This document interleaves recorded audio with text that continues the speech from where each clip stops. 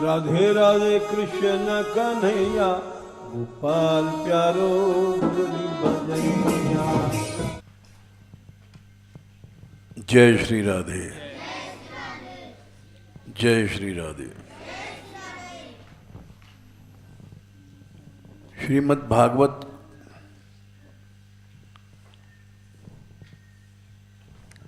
कहना बड़ा कठिन है, क्योंकि उसके सही सही भावों को लोग कह नहीं सकते।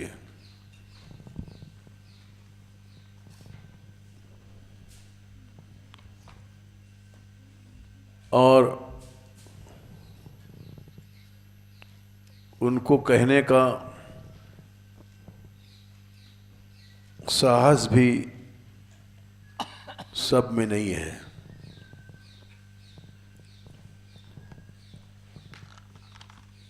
जैसे कि एक प्रसंग हम कहने जा रहे हैं आज।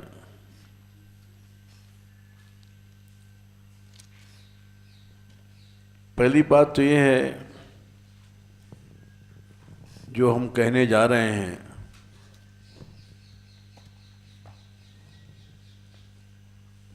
वो प्रामाणिक होनी चाहिए।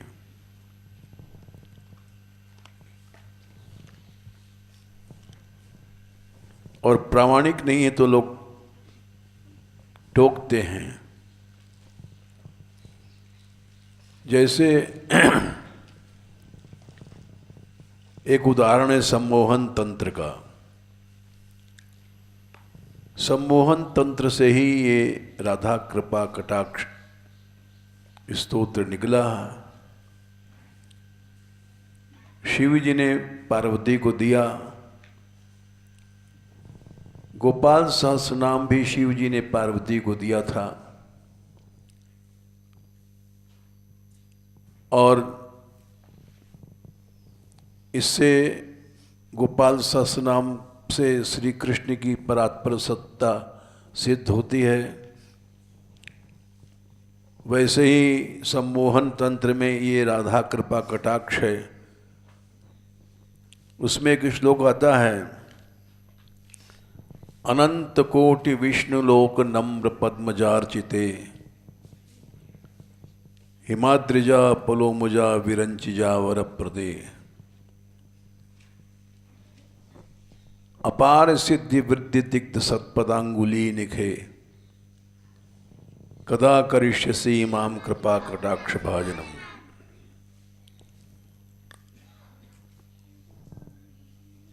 अनंत कोटि विष्णु लोक,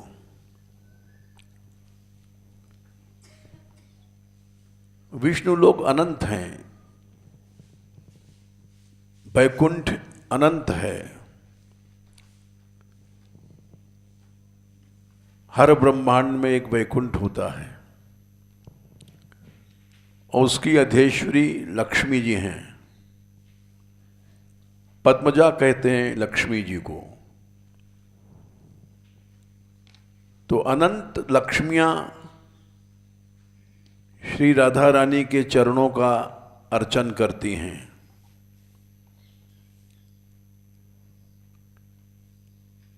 अनंत कोटि विष्णु लोक नम्र पद्मजार्चिते।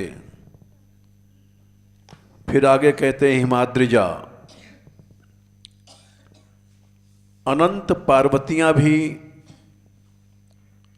राधा रानी का अर्चन करती हैं। पुलोमजा, अनंत इंद्राणियां राधा रानी का अर्चन करती हैं। विरिंचजा मने सरस्वती, अनंत सरस्वतियां राधा रानी का अर्चन करती हैं।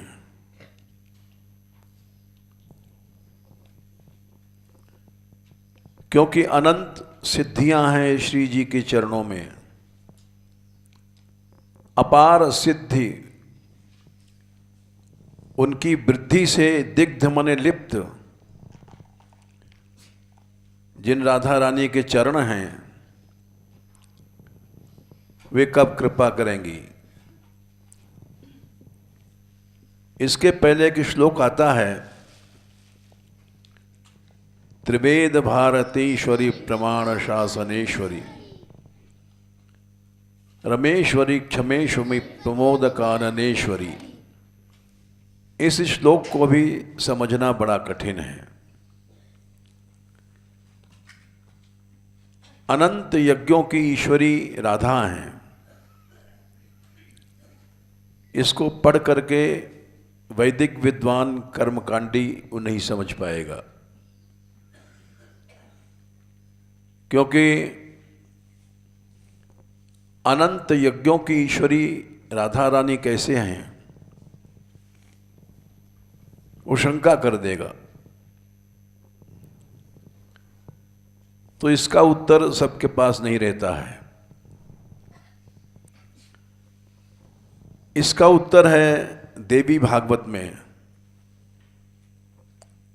ये सब बड़े कठिन हैं, लोग टोक देते हैं, इसलिए इस विषय को हम ले रहे हैं आज। और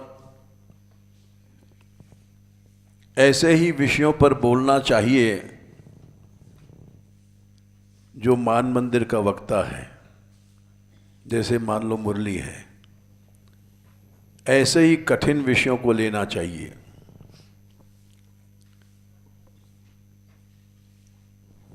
तो देवी भागवत में आता है कि यज्ञ तो छोटी चीज है, संसार में जितनी सिद्धियां हैं, थी और होंगी, वो राधा के बिना सिद्धि नहीं हो सकती है। देवी भागवत का एक श्लोक है, राधा नाम इसीलिए पड़ा है, राधनोति सकलान कामान तस्मात् राधेति प्रकीर्तिता। ये प्रमाण देना पड़ेगा, ये साधारण जनता टोक देती है। जितनी भी सिद्धियां हैं वो राधा रानी के बिना नहीं हो सकती हैं। इसीलिए मखेश्वरी कहा गया। जितने भी यज्ञ हैं उनकी ईश्वरी राधा हैं। जितनी क्रियाएं हैं, चाहे कर्म कांड के हैं चाहे किसी कांड की हैं, उनकी ईश्वरी राधा हैं। यज्ञ में स्वधा स्वाहा ये सब होता है, इसकी ईश्वरी राधा हैं। सुधेश्वरी सुरेश्वरी प्रमाण शासनेश्वरी। और न्याय वैशेषिक जितने दर्शन हैं उनकी ईश्वरी राधा हैं।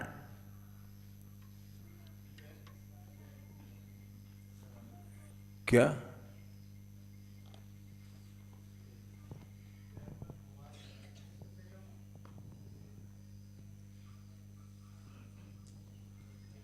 है? अच्छा, त्रिवेद भारतीश्वरी, समस्त वेदों की ईश्वरी राधा हैं। इस पर कोई शंका कर देगा कि समस्त वेदों की ईश्वरी कैसे मान लेंगे हम, क्योंकि भागवत में ही स्पष्ट नाम नहीं है राधा रानी का।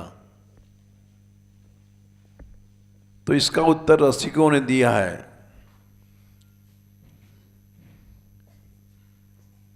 कि वेदों में यावा राधयति प्रेम ब्रजमणिम प्रौढ़ानुरागो सबई संसिद्यन्ति दाश्रयण ही परम गोविंद सख्योत्सका। सा राधा श्रुति मौल शेखर लता नामनी मम प्रीताम। है, लेकिन श्रुति मौल शेखर लता कहा है राधा रानी को। वो गोप्य धन है, इसलिए ये सब उत्तर मिला है वहां पर। तो मखेश्वरी, क्रियेश्वरी, स्वधेश्वरी, सुरेश्वरी, त्रिवेद भारतीश्वरी, प्रमाण शासनेश्वरी। प्रमाण शासन क्या है? न्याय शास्त्र है। न्याय शास्त्र की भी सिद्धि बिना राधा रानी की कृपा के नहीं हो सकती है। बोले कैसे माने हम? बोले तुम मत मानो, लेकिन विद्वान लोग मानते हैं। इसका कोई प्रमाण है? बोले हाँ प्रमाण है। न्याय शास्त्र का प्रसिद्ध ग्रंथ है मुक्तावली। मुक्तावली के पढ़े बिना न्याय शास्त्र का प्रवेश नहीं होता है। और मुक्तावली में सबसे पहला श्लोक है, नूतन जलधर रुचये गोप वधूटी दुकूल चौराय। श्री कृष्णाय नमः संसार महीरुह बीजाय। जो मुक्तावली ग्रंथ है न्याय का प्रवेश कराने वाला प्रामाणिक ग्रंथ है, उसके मंगलाचरण में श्री कृष्ण की स्तुति की गई है और गोपियों के चीरहरण लीला की प्रस्तुति की गई है। कैसे हैं कृष्ण? नूतन जलधर रुचये गोप वधूटी दुकूल चौराय। बिना श्री राधा रानी के तो कोई कृष्ण लीला हो नहीं सकती, और बिना श्री राधा रानी के रस लीला हो ही नहीं सकती। गोप वधूटी दुकूल चौराय, भगवान की चीरहरण लीला गाया गया। श्री कृष्णाय नमः संसार महीरुह बीजाय। संसार रूपी वृक्ष के बीज हैं श्री कृष्ण, अनंत ब्रह्मांडों को रचयिता हैं। यद्यपि टीकाकारों ने गोप वधूटी दुकूल को वृत्तियों को बताया कि चीरहरण क्या है? वृत्तियों का हरण है। वो भी ठीक है,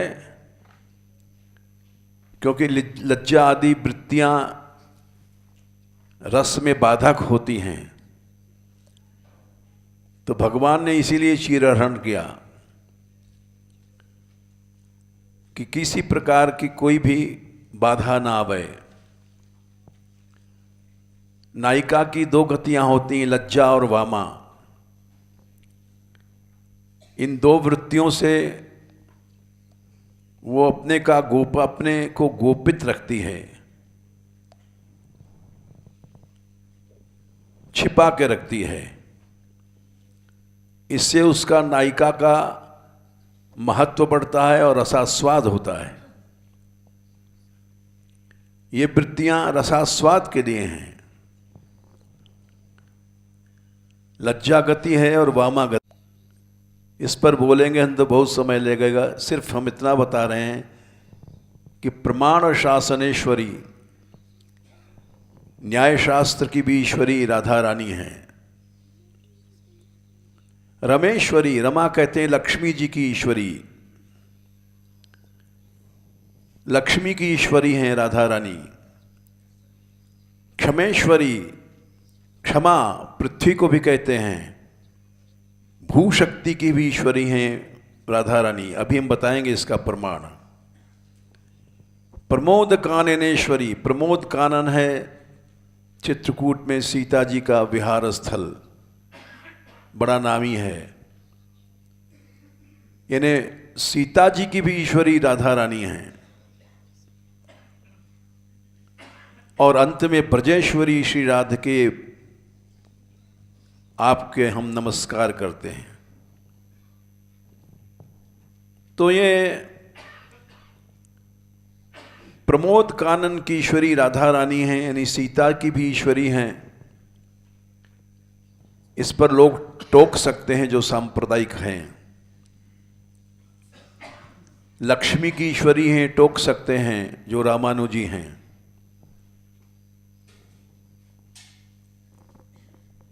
इसलिए उसका ठीक उत्तर होना चाहिए। इसका उत्तर देने के लिए गर्ग संहिता है। 10 खंडों में 12,000 श्लोक हैं और इसको श्रीमद् भागवत का भाष्य कहा जाता है। गर्ग संहिता का महत्व क्यों है?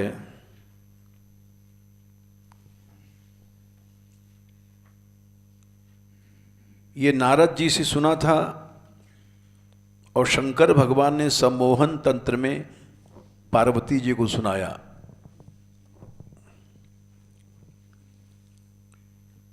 क्योंकि पार्वती जी ने प्रश्न किया था, मैंने कृष्ण ही परात्पर तत्व है, ये आपका जो गोपाल कृष्ण गोपाल सहस्र नाम है, ये मैंने आपसे सीखा था। और फिर भी आप बैठे बैठे ध्यान करते हैं, तो किसका ध्यान करते हैं? पुरा त्वन्मुखतः साक्षात् श्रुतम नाम नाम सहस्रकम श्री गोपाल देवस्य तत्कथाम वद मे हर। हे हर मन हे शंभो, आप कृष्ण से भी आगे कोई तत्व है क्या?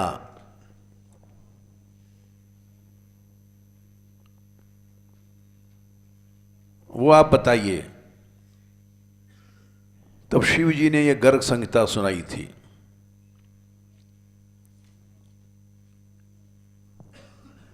ये भगवान कृष्ण ने राधा रानी को अपनी आत्मकथा सुनाई थी ब्रह्मा जी के प्रार्थना पर। शेष भगवान ने ब्रह्मा जी को, ब्रह्मा जी ने धर्म को, धर्म ने अपने पुत्र नर नारायण को, नर नारायण ने नारद मुनि को सुनाया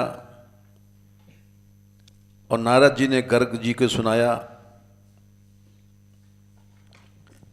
और गर्ग जी ने नारद जी के कहने से गर्ग संहिता की रचना किया।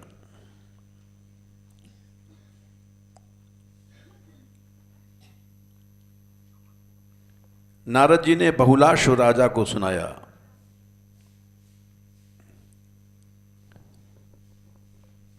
ये राधा माधव की गुप्त लीलाओं का वर्णन है इसमें। इसको संसार में लोग कैसे जानते हैं? वज्र का पुत्र था प्रतिबाहु,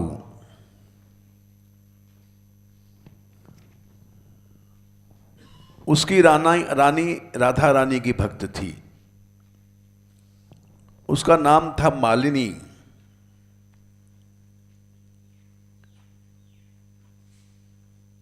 बहुत प्रयत्न करने पर भी कोई पुत्र नहीं हुआ। तब वो चिंतित भई कि वंश नष्ट हो जाएगा, जिसकी रक्षा श्री कृष्ण ने किया और परीक्षित इत्यादि से वंश चला।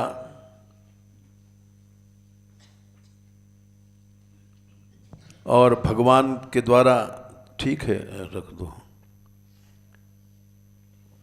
तो वो शांडिल्य ऋषि एक बार आए प्रतिबाहु से मिलने के लिए।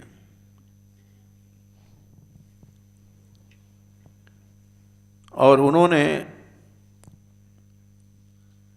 कथा बड़ी लंबी है,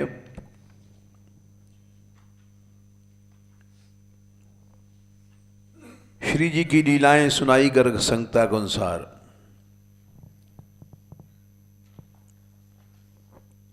और शांडिल्य ऋषि ने जमुना जी किनारे मथुरा में ये सुनाया इससे श्री कृष्ण प्रकट हुए। प्रतिबाहु ने भी वृंदावनेश राधा पते कह करके संबोधन किया, क्योंकि भगवान की अंतरंग लीलाओं का वर्णन है। मालिनी नाम की रानी ने भी स्तुति किया और उससे पुत्र उत्पन्न हुआ जिसका नाम था सुबाहु।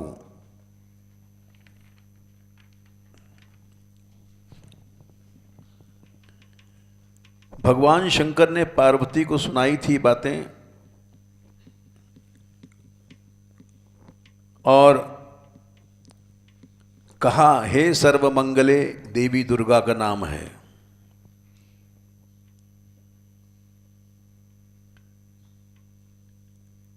साक्षात् शृणु त्वं सर्वमंगले, बिल्वकेशवने सिद्ध पीठी गंगार्ध योजने। कलयुग में गंगा जी से आधे ओजन दूर बिल्वकेश नाम का सिद्ध पीठ है, तुम वहां फिर से सुनोगी। तो बिल्वकेश वन में उन्होंने सोचा मैं अपने आप को प्रकट करूं,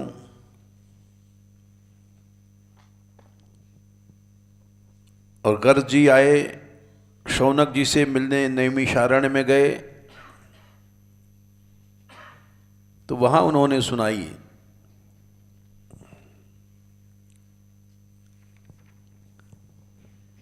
ये तो थोड़े में हमने सुनाई तुमको,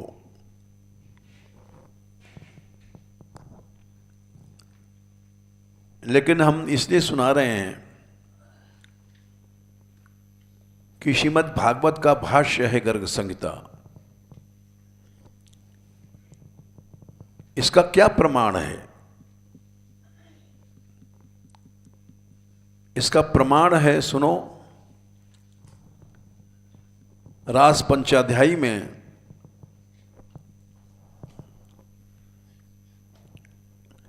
पहले तो श्री कृष्ण ने गोपियों को मोहित किया कि तुम लौट जाओ, तुम्हारी माताएं चिल्ला रही हैं, पति लोग ढूंढ रहे हैं, मातरः पितरः पुत्रः भ्रातरः पतयश्च वः विचिन्वन्ति पश्यन्तो मा कृध्वं बंधु साध्वसम। ये भगवान ने मोहित करने के लिए कहा गया है।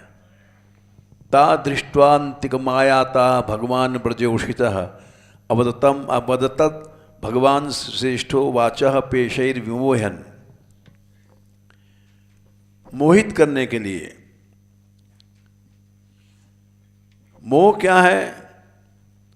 मनुष्य जब परिवार की आसक्ति में भूल जाता है भगवान को, तो मोह है। मोह सकल व्याधिन कर मूला, ताते पुनि उपजहि बहुसूला। इस मोह से आसक्ति होती, मोह से अहंकार होता है, मोह से अनेक शूल पैदा होते हैं। तो भगवान ने देखा इनको पारिवारिक आसक्ति है कि नहीं है, इसलिए उन्होंने दिखाया, देखो जंगलों में तुम्हारी माताएं घूम रही हैं, बेटी बेटी चिल्ला रही हैं, पिताओं लोग घूम रहे हैं, बेटी बेटी, भाई लोग घूम रहे हैं, मातरः पितरः पुत्रः भ्रातः पतयः, पति लोग घूम रहे हैं। विचिन्वन्ति पश्यन्तो, इसलिए तुम जाओ, तुम कल्याणी हो। कल्याणयः प्रजानां चानुपोषणम, सबका पोषण करो, पतियों की सेवा करो, यही धर्म है। भर्तु शुश्रूषणम श्रीणाम परो धर्मो ह्यमाया। निष्कपट भाव से स्त्री को पति की सेवा करनी चाहिए।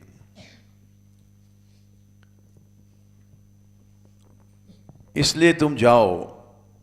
ये भगवान ने मोह उत्पन्न करने के लिए ये वाणियां की, ये वाणी कहे। अवदत वदताम श्रेष्ठो वाचः पेशैर विमोहयन।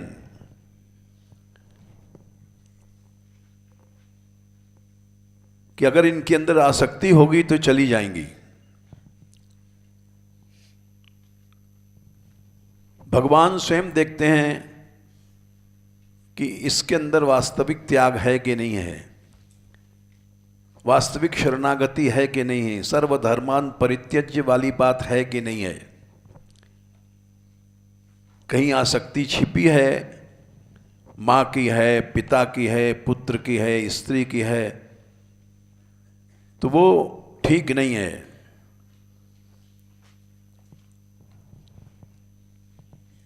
तो भगवान ने जब ये शब्द कहे तो गोपियों ने जो उत्तर दिया है यहीं से श्री कृष्ण सीखा है, सर्वधर्मान परित्यज्य। गोपियों ने उत्तर दिया है प्रणय गीत में। भगवान बोले 18वां श्लोक से शुरू किया है और लगभग 30वें श्लोक तक भगवान का भाषण हुआ है।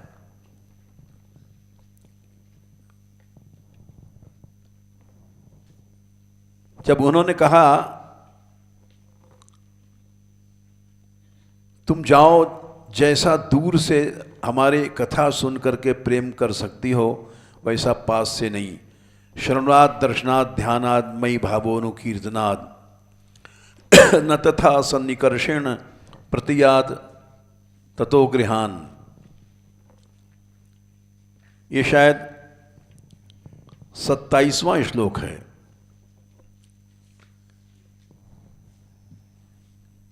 उनतीसवें अध्याय का। क्यों संख्या गलत हो सकती है, बता दिया करो।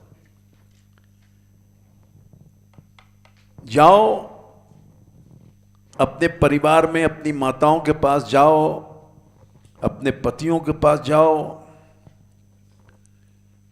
और उनकी सेवा करो।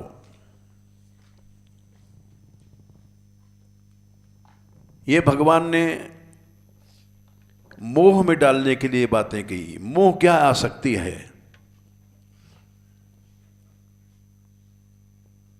ये मोह केवल नरक को ले जाता है।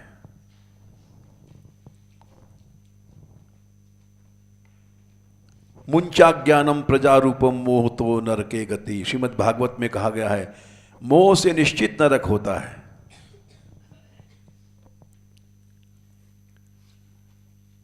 निपितिष्यति देहोयम सर्वम त्यक्त्वा वनम ब्रज। पिताजी छोड़ दो, बेटा बेटी का मोह, ये केवल तुमको नरक ले जाएगा। तो मोह है कि नहीं गोपियों में? एक श्लोक में गोपियों ने काट डाला सब कुछ।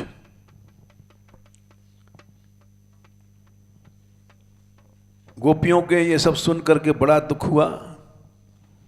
इति विप्रियम आकर्ण्य गोप्यो गोविंद भाषितम। विप्रिय माने ये बात उनको अच्छी नहीं लगी। विषण्णा, उदास हो गई। भग्न संकल्पा, संकल्प टूट गए, बड़ी चिंता को प्राप्त हो गई।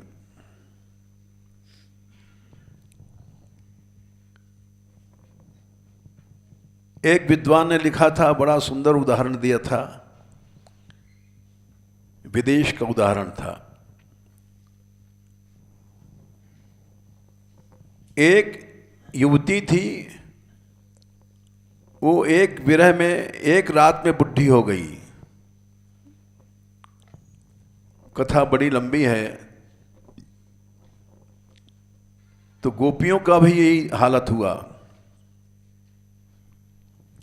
प्रेष्ठम प्रियतरमिवं प्रतिभाषमाणम कृष्णम तदर्थ विनिवर्तित सर्वकामाः नेत्रे प्रमृज्य रुदतो पहते स्म किंचित।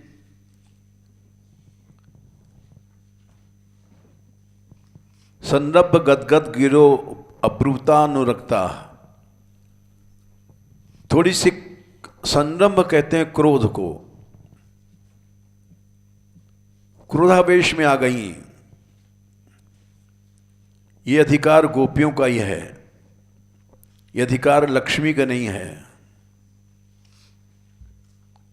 और भगवान को यहां क्रूर शब्द कहा है। मैवम विभोरहति भगवान गतिम नृशंसम। नृशंस माने आप क्रूर वाणी बोल रहे हैं।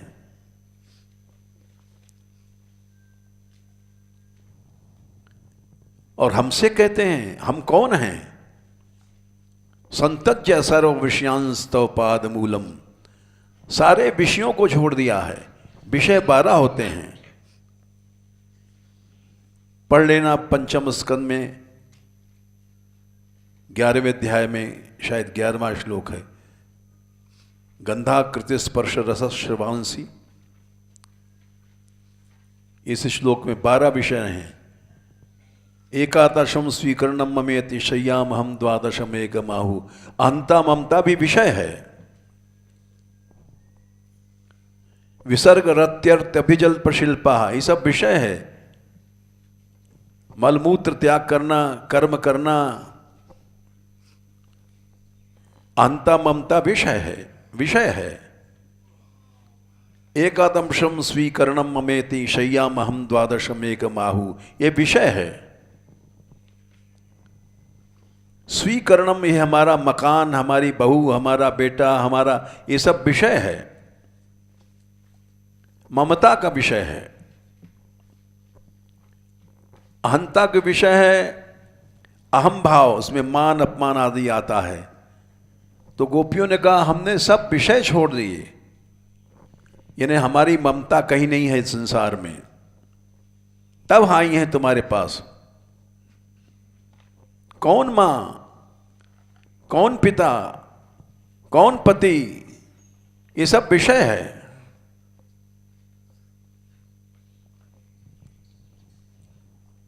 इसलिए भागवत का कहना बड़ा कठिन है। भागवत हम जैसे लोग नहीं कह सकते। जो विषयी हैं, जिसके अंदर ममता है, ममता रूपी विषय, वो भागवत नहीं कह सकता। धन संपत्ति चाहिए, भागवत नहीं कह सकता, क्योंकि खुद ही विषयी है, विषयों में फंसा हुआ है, पैसे जोड़ रहा है। भागवत का वक्ता कैसे हो जाएगा? वक्ता कार्य अति निष्प्रिय होना चाहिए। अति निष्प्रिय, एक होता है निष्प्रिय, एक होता है अति निष्प्रिय।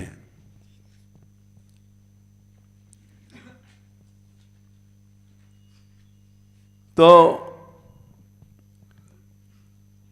गोपियों ने कहा भक्ता भजस्व, हम तुम्हारी भक्त हैं, क्योंकि हमने सब विषय छोड़ दिए। जब तक विषयों को नहीं छोड़ता मनुष्य भक्त नहीं है, नहीं है। हम जैसे लोग भक्त हैं नहीं, एक आडंबर करते हैं हम भक्त हैं। अहंता का विषय लिए बैठे हैं, ममता का विषय लिए बैठे हैं, भक्त कैसे हो जाएंगे?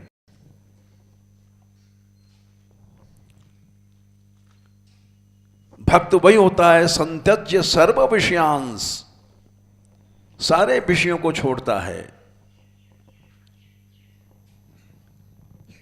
विषय 12 होते हैं, गंधा कृति स्पर्श रस श्रवांसी।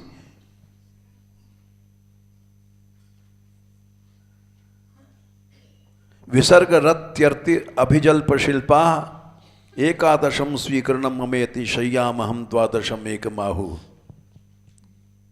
एकादशासन मनसोभिवृत्य आकूतय पंचधियोभिमानः।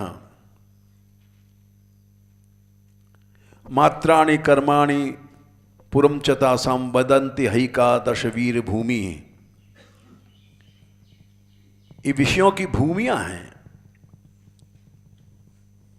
स्त्री पुत्र पति आदि सब भूमियां हैं जहां पर ये विषय टिकते हैं। जैसे हम लोग जमीन पर बैठे हैं, जमीन एक भूमि है, उस पर हम लोग टिके हुए हैं। तो विषयों की भूमि क्या है? स्वीकरणम, हमारी ममता, ये मेरी मेरी जायदाद, मेरी संपत्ति, मेरा मकान, मेरी कुटिया, ये सब विषय है। यहां तक कि ये मेरा चेला, मेरी चेली, ये सब विषय है।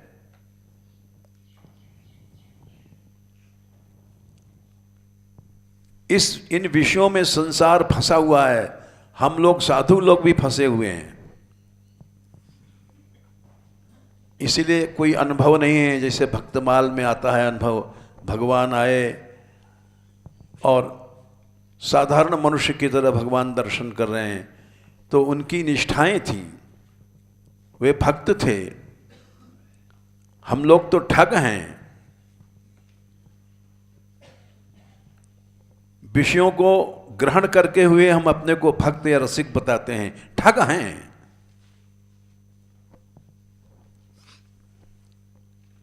भक्त तो वही थी गोपियां, भक्ता भजस्व, हे गोविंद तुम मेरा भजन करो। ये था माम प्रपद्यन्ते तांस तथैव भजाम्य हम। भगवान भजन करता है भक्तों का। दुर्वग्रह मैंने तुम बड़े हठी हो, हमसे कहते हो घर लट जाओ। मां त्यजास्मान देवो यथादि पुरुषो भजते मुमुक्षून्। तो गोपियों ने श्री कृष्ण को चैलेंज किया कि हम तुम्हारी भक्त हैं, और हमने सब विषय छोड़ दिया। न अहंता रही, न ममता रहा। और फिर आखिर में स्त्री धर्म का खंडन कर देती हैं। यद पत्य पत्य सुहृदाम अनुवृत्ति रंग स्त्रीणाम स्वधर्म इति धर्म विदा तो युक्तम। तुम बड़े धर्मज्ञ बनते हो, लेकिन तुमको ज्ञान नहीं, धर्म का कुछ नहीं है।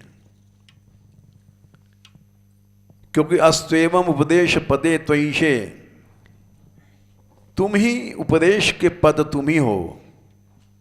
यानी तुम ही माँ हो, तुम ही पति हो, तुम ही पिता हो, सब कुछ तुम ही हो। जितने उपदेश दिए गए हैं वेदों में, सबके पद तुम ही, लक्ष्य तुम ही हो।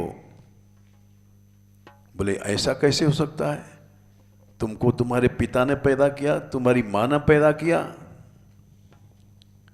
बोले ऐसा में हम ठीक कह रहे हैं। प्रेष्ठो भवांस तनुभृताम खलु बंधुरात्मा।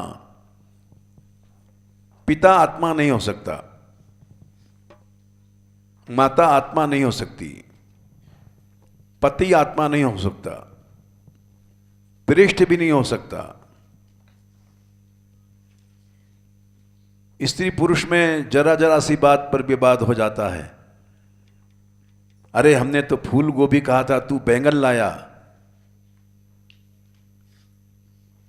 छोटी छोटी बातों पर विवाद हो जाता है। ये प्रेष्ठ नहीं है, ये संसार व्यवहार मात्र है। न कोई पति है, न स्त्री है, आत्मा है, वही पति है। तुम आत्मा हो। आततत्वात् मातृत्वात् आत्मा। आत्मा शब्द का अर्थ क्या है? जो सर्वव्यापक है और सर्वपूज्य है, वो आत्मा है। तुम ही प्रेष्ठ हो, तुम ही आत्मा हो। आत्मा को छोड़ करके प्रेम करना, कष्ट पाना, नरक जाना है।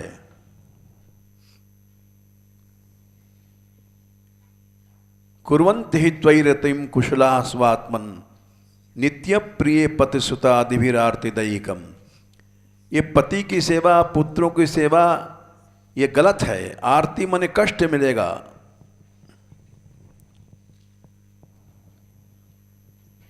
इसलिए तन्नः प्रसीद परमेश्वर मास्मिन् छिन्द्या आशामृताम त्वयि चिराद अरविंद नेत्र। भगवान के पास उत्तर नहीं था।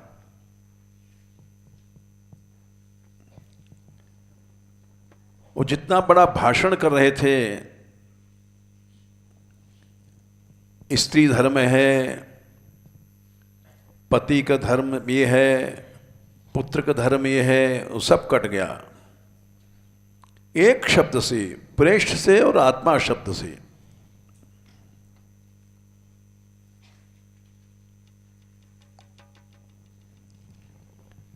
इसके बाद उन्होंने, गोपियों ने सब काट करके, और जब भगवान से कोई उत्तर नहीं बना तो हंस गए। भागवत देना।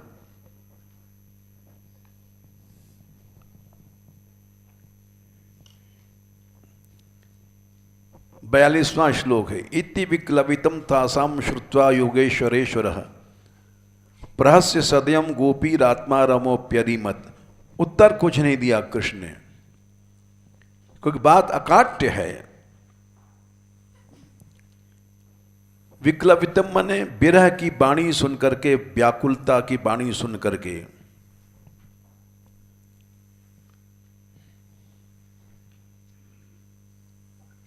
और बहुत जोर से हंसे भगवान, प्रसन्न हो गए। क्या उत्तर देते? शरणागति में कहीं भी आसक्ति रह गई तो शरणागति नहीं है। ये तो गोपियां ही हैं जो ऐसा चैलेंज करके कह सकती हैं हमने सब विषय छोड़ दिए। हम लोग चैलेंज नहीं कर सकते, क्यों? लड्डू चाहिए, पेड़ा चाहिए, पैसा चाहिए, माल मिठाई चाहिए, भोग चाहिए। ये गोपियां कह सकती हैं। संत्यज्य सर्व विषयांस्तव पाद मूलम। भगवान की शरण में जाओ, सब कुछ छोड़ के जाओ।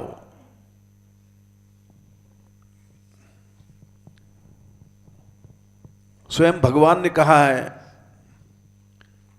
गीता में 15वें अध्याय में, घर से निकलो। कब निकलो? जब आसक्तियों को काट करके निकलो। न रूपमस्येह न तथोपलभ्यते नान्तो न चादिर न च संप्रतिष्ठा अश्वत्थमेनम सुव्रीढुमूलम असंग शस्त्रेण दृढ़ेन छित्वा। असंग मने अनासक्ति की तलवार लेकर के, सब तलवार लेकर के सारे पेड़ को काट डालो। न कोई स्त्री है, न बेटा है, न बेटी है, न पति है, न माता है, न पिता है। फिर जाओ ढूंढने भगवान को। तथा पदम तत् परमार्गितव्यम। फिर निकलना उस पद को ढूंढने। यस्मिन् गता न निवर्तन्ति भूयः। जहां जाकर के मनुष्य लौटता नहीं है। कैसे ढूंढेंगे? बोले शरणागति। तमेव चाद्यम पुरुषम प्रपद्ये। जाओ उसकी शरण में चले जाना, बस मिल जाएगा तुमको। शरणागति हमारी है ही नहीं है। हम लोग झूठे भक्त बनते हैं, रसिक बनते हैं, और शरणागति है लड्डू की, पेड़ा की, चेला बनाने की, चेली बनाने की, आश्रम की, पैसे की, व्याख्यान देने की, कथा कहने की। ये सब आसक्तियां हैं, इसीलिए इसमें फंस जाते हैं।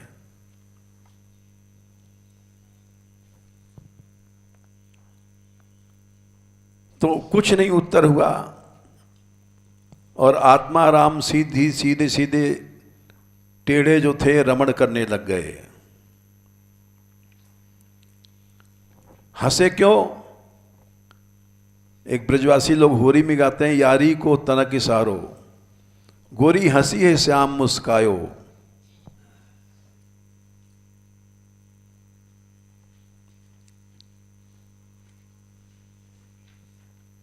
ये आया है, उदार हासत द्विज कुंद दीधि पिर बेरोचतैणांक वोडभिर्वृत।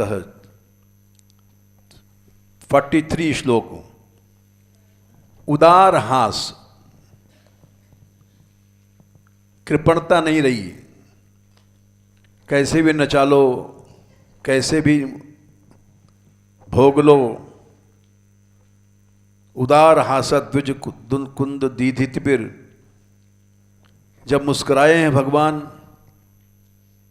तो द्विज माने दांतों, दांतों की किरणें निकली हैं।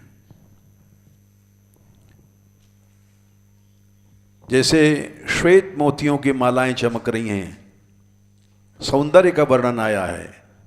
बोले अब तुम रसराज बने हो, अब तक तो तुम कृपण थे, उदारता के बिना कैसे तुम रसिक बनोगे।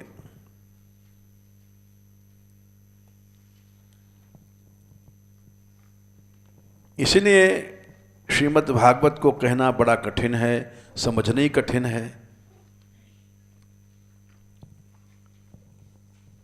गोपियों ने कहा था प्रणय गीत में, देखो कृष्ण तुम सीधे सीधे सीधी रास्ते पर आ जाओ। 35वां श्लोक में तुम हमको छोड़ नहीं सकते हो और हम तुमसे अवश्य मिलेंगे, तुम छोड़ के भाग जाओ लेकिन तुम भाग नहीं सकते हो।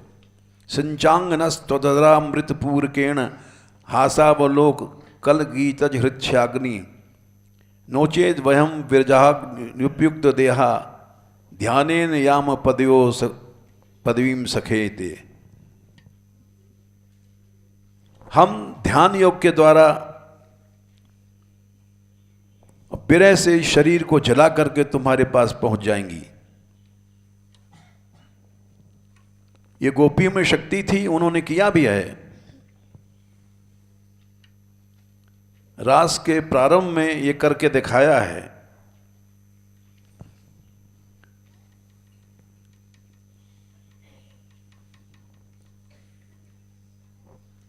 तमेव परमात्मानं जार बुद्ध्यापि संगता, जहुर्गुणमयम देयम सत्य प्रक्षीण बंधना। शरीर को जला दिया और भगवान के पास पहुंच गई। गुणमय शरीर को जला दिया, सब बंधन नष्ट हो गए।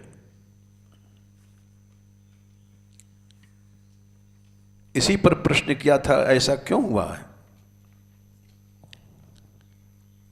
कृष्ण को तो जार पुरुष मानती थी, ब्रह्म बुद्धि नहीं थी। ब्रह्म भगवान तो मानती नहीं थी। तब उनके बंधन क्यों कटे? माया क्यों हटी?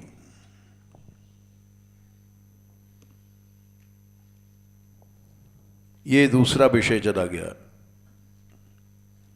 वहीं लौटते हैं। गोपियों ने एक बात कहा है जिसके कारण भगवान चुप हो गए। 40वां श्लोक है 29वें अध्याय के।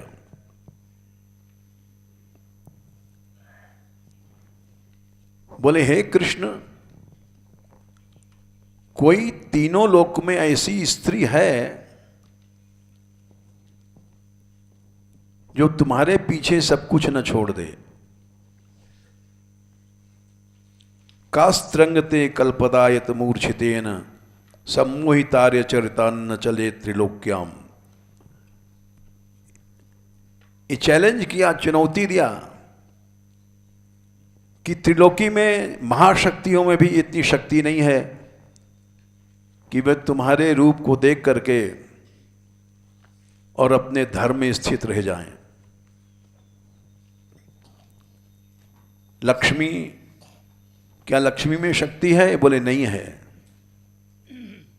लक्ष्मी नारायण भगवान के चतुर्भुज रूप को छोड़ करके और द्विभुज श्री कृष्ण में आसक्ति करती हैं। गोपियों ने स्वयं कहा, यर्ह्यंबुजाक्ष तव पादतलम रमाया दत्तक्षणम क्वचित अरण्य जनप्रियस्य। कभी कभी टाइम मिलता है भगवान को लक्ष्मी से मिलने का। वन के ब्रजवासी उनको प्रिय हैं।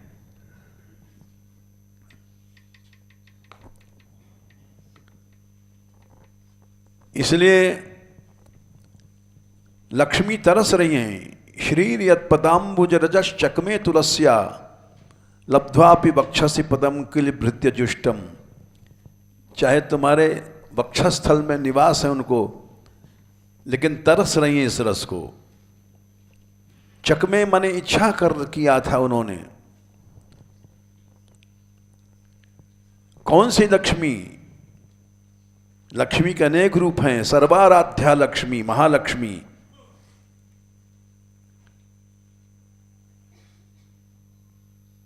यस्या स्ववीक्षण कृते अन्य सुर प्रयासस। समस्त ब्रह्मादि जिनकी कृपा के लिए प्रयत्न करते हैं वो महालक्ष्मी। चक में इच्छा कर रही है, यानी अभी तक मिला नहीं उनको। वो लक्ष्मी, उन्होंने बैकुंठ को छोड़ दिया। श्रेत इंदिरा शश्वदत्र ही ब्रज की गलियों में कुंजों में घूम रही हैं। ये रस, ये आनंद हमें मिल जाए।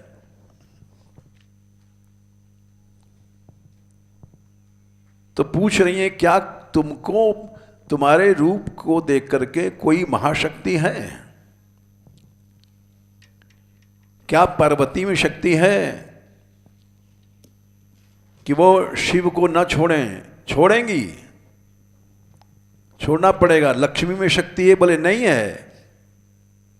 वो चतुर्भुज रूप छोड़ करके द्विभुज में आएंगी, तरसेंगी।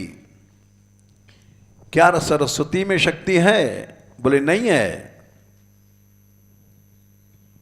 तीनों लोक में किसी में ऐसी शक्ति नहीं है। यह है वास्तविक भागवत। इसको लोग लो। अब लक्ष्मी ने छोड़ा आर्यचरित, पार्वती ने छोड़ा,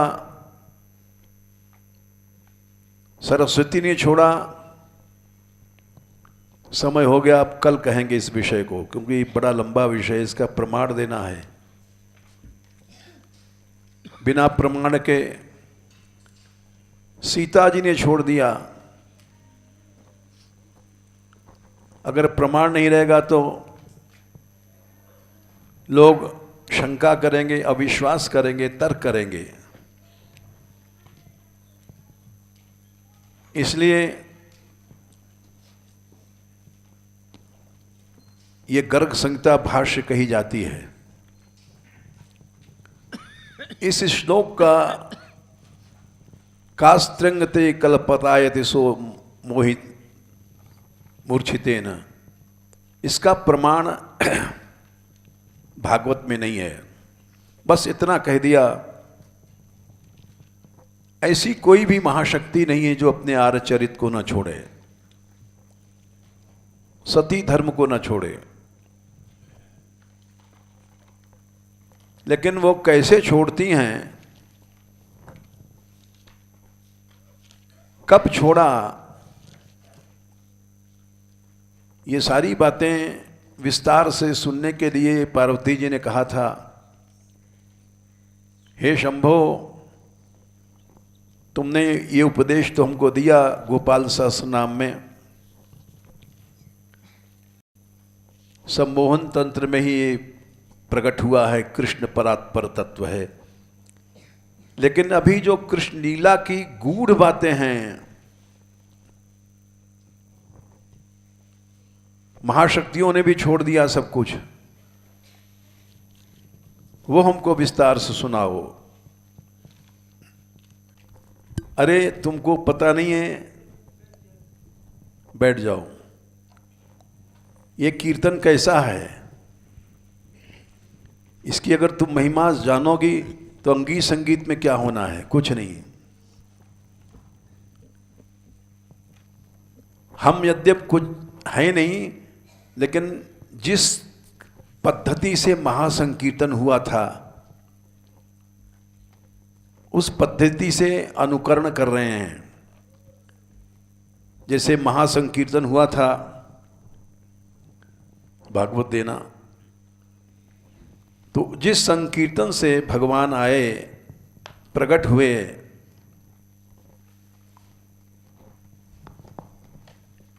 ये सबसे पहले भागवत में कही गई है बात।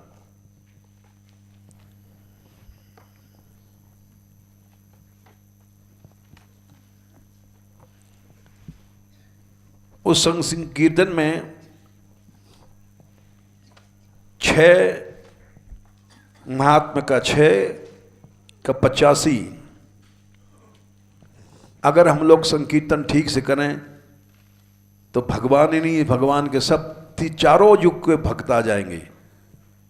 प्रहलाद, बलि, उद्धव, अर्जुन, नारद, महादेव, पार्वती, सब आए उस कीर्तन में।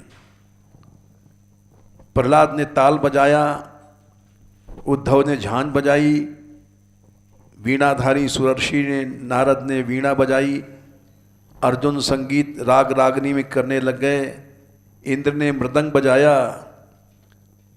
और जयकार भी जरूरी है, जयकार से एक भावना का वेग बढ़ता है। सनत कुमारों ने जय जयकार दिया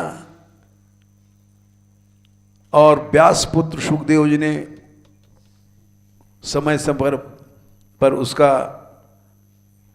भाव, उन चीज़ों का बताया लोगों को। तो इसलिए हम जयकार भी देते हैं, नृत्य भी करते हैं। और बल्कि हम सोच रहे थे, कल कह रहे थे हमने कि भाई लड़कियां तो नीचे बहुत जगह है, हॉल है, अब लड़कों को जगह नहीं मिलती है, क्योंकि नीचे हॉल में वो हॉल भी छोटा पड़ गया। बहुत बड़ा हॉल बनाया था लेकिन छोटा पड़ गया। तो हम कह रहे थे इन लोगों से कि इन बच्चों को ऊपर हमारे मंच पर भेज दो, वो नाचे, क्योंकि पूरा लाभ मिलना चाहिए। वक्ता से बहुत दूर रहने पे लाभ नहीं मिलता है। जितनी जो लोग नृत्य करेंगे उतना ही भाव बढ़ेगा। भाव योग, तुम भाव योग परिभावित हृदय सरोज, वहां भगवान आते हैं। ऐसा कीर्तन होना चाहिए। जब ऐसा कीर्तन हुआ तो भक्ति ज्ञान वैराग नाचने लग गए और भगवान प्रसन्न होकर के बोलो वरदान मांग लो, क्या मांगते हो। मैं इस कीर्तन से प्रसन्न हुआ हूं। तो वरदान ये मंगा कि जहां ऐसा कीर्तन, ऐसी कथा हो वहां आओ। तो भगवान ने कहा ठीक है, हम आएंगे। वहां भगवान आते हैं। हम लोगों को आस्था नहीं है, इसलिए हम आए बाएं लगाते हैं, देर में पहुंचते हैं, कभी नहीं पहुंचे, पहुंचे या नहीं पहुंचे। आस्था के साथ जाओ। कुछ नहीं कर सकते हो, ना ही आ सकते हो, तो देख के बैठे के देखो, देखो इतने भक्त नृत्य कर रहे हैं, इनका दर्शन ही पुण्य है।